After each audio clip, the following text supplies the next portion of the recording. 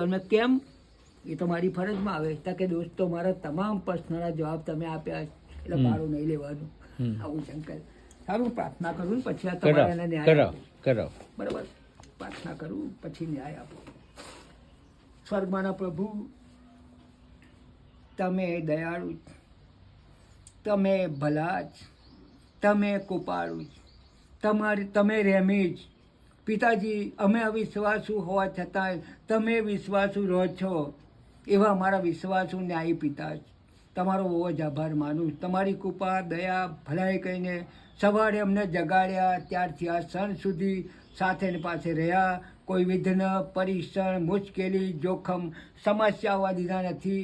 માટે તમારો આભાર માનીએ છીએ, તમારી સ્તુતિ કરીએ. ખાસ કરીને પિતાજી, અમારા અંકલના ઘરે તમે મુલાકાત કરવાને માટે મન આપ્યું, પ્રેમથી તેઓએ આવકાર કર્યો, તેઓની સાથે જે કંઈ નાની મોટી વાતો કરી એ બધાને માટે તમારો આભાર માનું. તેમનું સેમ કુશળ જોયું એના માટે પણ તમારો આભાર માનું. તમારી સ્તુતિ કરું છું, તમારા નામને ધન્યવાદ આપું. તેઓના તરફથી જે કંઈ પિતાજી હાલેલુયા નાસ્તાના ભોજન પ્રાપ્ત ઉપલબ્ધ થયું એને આશીર્વાદિત કરો.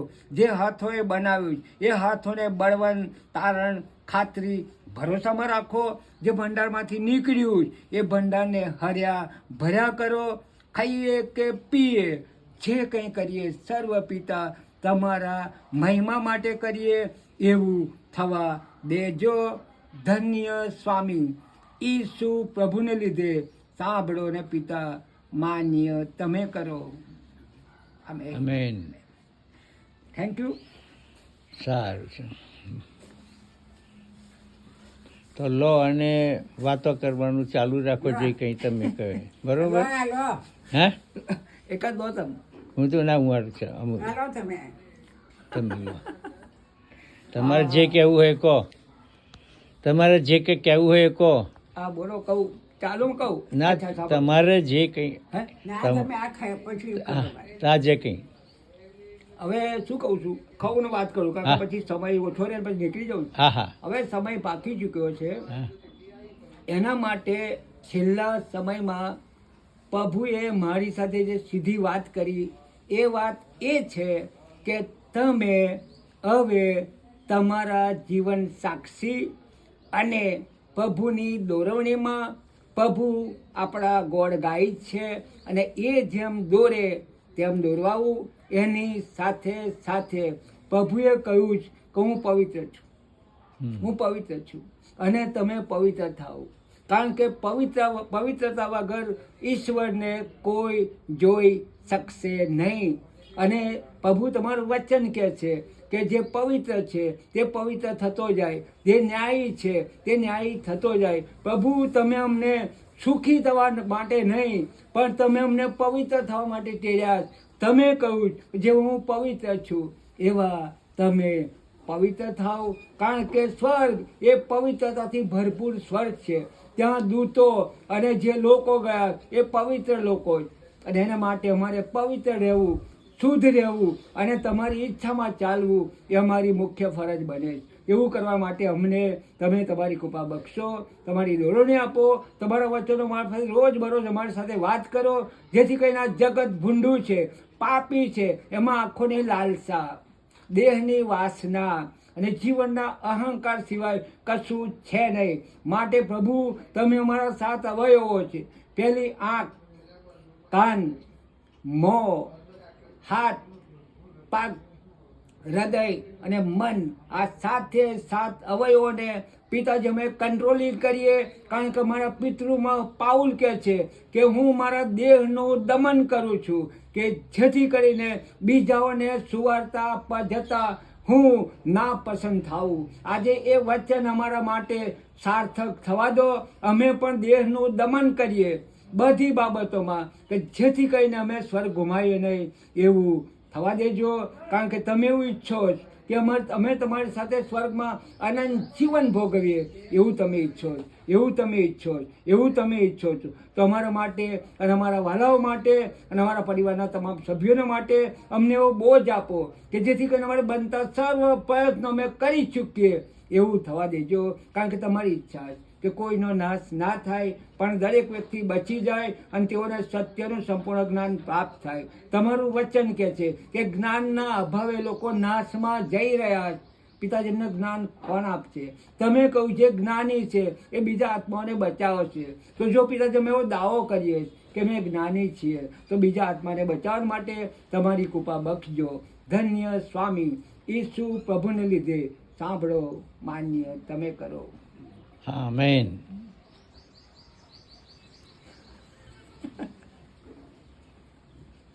સરસ પ્રાર્થના ચાલુ રાખો. તમારે જે અંકલ બહુ થઈ ગયું, બહુ થઈ ગયું, બહુ થઈ ગયું. તમે જે વ્યક્તિને જોઈ શકો છો તે ઓળના છે અને એમનું નામ સેમ્યુઅલભાઈ છે. અને ભૂતકાળના વર્ષોમાં એટલે લગભગ 70-80ના દાયકામાં ગ્રામ્ય સુવાર્તા જાગૃતિ ઝુંબેશ નામની એક મિનિસ્ટ્રી અમે ચલાવતા હતા. તે વખતે ઓળના સેમ્યુઅલભાઈ અને ઓળના બીજા કેટલાક લોકો તેઓ પણ અમારી સાથે હતા. ઈશ્વરભાઈ અને મણિબેન તેઓ પણ અમારી સાથે હતા. અને એમના દ્વારા અમારી જે સેવા છે ગ્રામ્ય સુવાર્તા જાગૃતિ ઝુંબેશને બહુ મોટું બળ મળ્યું. અને એમની પ્રાર્થનાઓ મારફતે એમણે જે ઉત્તેજન આપ્યું એના મારફતે ઈશ્વરે ગુજરાતના ઘણા બધા ગામડાઓમાં કાર્ય કર્યું. તેને માટે પ્રભુનો આભાર માનીએ છીએ. સેમ્યુઅલભાઈની ખાસ મુલાકાત થતી નથી, પણ આજે તેઓ આવ્યા અને અમારી સાથે સંગત ગાડી પ્રાર્થના કરાવી અને એમની પ્રાર્થના તમે સાંભળી છે. અને એમના વિશે બીજું કશું કહી શકતો નથી, પણ આ ઉંમરે પણ તેમની પાસે ધગશ છે અને તેઓ ખાસ રીતે પ્રભુની સેવા કરે છે. હિન્દુ શાસ્ત્રોમાં નરસિંહ મહેતા જેવું પાત્ર કહી શકાય કે તમે અમે જેવા છીએ તેવા રહીએ. જે અમે શું છે અમે જેવા છીએ તેવા. જો અમને ભ્રષ્ટ કહેશો તો અમે કરીશું પરમેશ્વરની સેવા. અને એવા સેમ્યુઅલભાઈ છે. એટલે એમની સાથે ઝાઝી ચર્ચા તો થતી નથી, પણ અત્યારે તેઓ ખાસ અન્ય ધર્મી લોકોની પાસે જાય છે, પ્રભુની સેવા કરે છે. એમની રીતે એ કામ કરે છે. અને એમના હૃદયમાં આત્માઓ જીતવાનો મોટો બોજ છે. એને માટે પ્રભુનો આભાર માનીએ. થોડોક બીજી 3-4 મિનિટ આપણે સેમ્યુઅલભાઈને આપીશું. અને જો સેમ્યુઅલભાઈને વાત કહેવું હોય તો તેઓ કહી શકે છે. બોલો, ચાલુ રાખો. પ્રભુની દયા કૃપાથી આ વર્ષમાં મેં નિર્ણય લીધો કે પ્રભુના નામમાં જેમણે તમે અમને વચન આપ્યું, યરુશલેમ, યહૂદિયા, સમરૂન, પૃથ્વીના છેડા સુધી તમે સાક્ષી થશો. એ વચન મારા હકમાં તમે પૂરું કરી રહ્યા છો અને કરવા જઈ રહ્યા છો અને કરનાર છો. અને પ્રભુ એનો બહોળો અર્થ તમે મને શીખ્યો. યરુશલેમ એ અમારું પરિવાર છે. યહૂદિયા એ અમારા બ્લડ રિલેશનો છે. સમરૂન એ નામધારી ખ્રિસ્તીઓ છે. અને જગતના છેડા એ અખ્રિસ્તીઓ છે. આ સમજને માટે તમારી સ્તુતિ કરું છું. તમારા નામને ધન્યવાદ આપો. પાછલા 10 વર્ષોથી એ બાબતોમાં સારો રિસ્પોન્સ મળ્યો માટે તમારી સ્તુતિ કરું છું. તમારો આભાર માનું છું. પૃથ્વી પર જ્યાં સુધી મારો શ્વાસ રહે છે ત્યાં સુધી તમારી સેવામાં લાગુ રહીશ. અને જ્યારે તમારું આવું થાય અથવા તો મારું આ પૃથ્વીનું મૃત્યુ થાય ત્યારે હું પ્રભુમાં ઊંઘી જાઉં એવું થવા દેજો. અને તમે આવો ત્યાં સુધી જીવતો રાખો તો તમારી સાથે ગગન ગમનમાં ખેંચાઈ જાઓ એવી કૃપા કરજો. કારણ કે મારાથી કશું થાય એમ છે નહીં, કારણ કે તમારી કૃપા થકી હું જે છું તે છું. તમારી કૃપા થકી તમે શું બુદ્ધિ શું જ્ઞાન આપ્યું છે એ તો તમારી કૃપા દયાથી.